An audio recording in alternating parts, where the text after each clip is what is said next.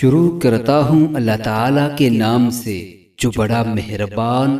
اور نہایت رحم فرمانے والا ہے۔ حضرت سعد اور حضرت ابو بکرہ رضی اللہ تعالیٰ عنہما سے روایت ہے، ان دونوں میں سے ہر ایک نے فرمایا، میرے کانوں نے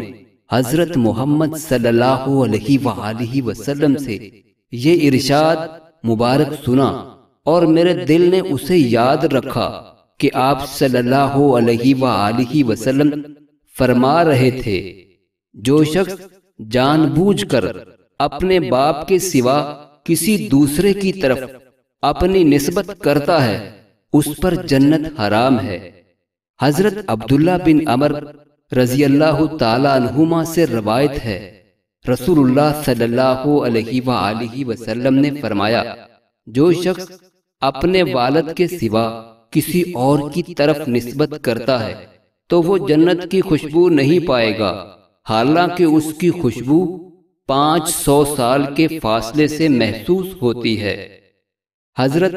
ابو درداء رضی اللہ تعالی عنہ سے روایت ہے، نبی صلی اللہ علیہ وآلہ وسلم نے فرمایا، کیا میں تمہیں ایسا عمل نہ بتاؤں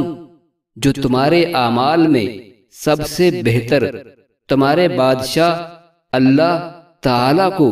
سب سے زیادہ پسند،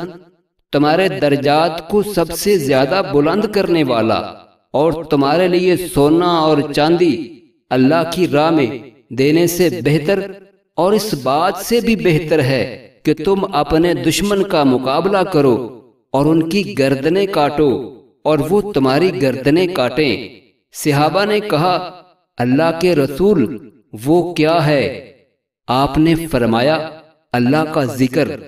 حضرت معاذ بن جبل رضی اللہ تعالی عنہ نے فرمایا،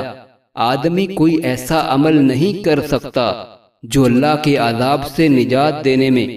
اللہ کے ذکر سے بڑھ کر مؤثر ہو۔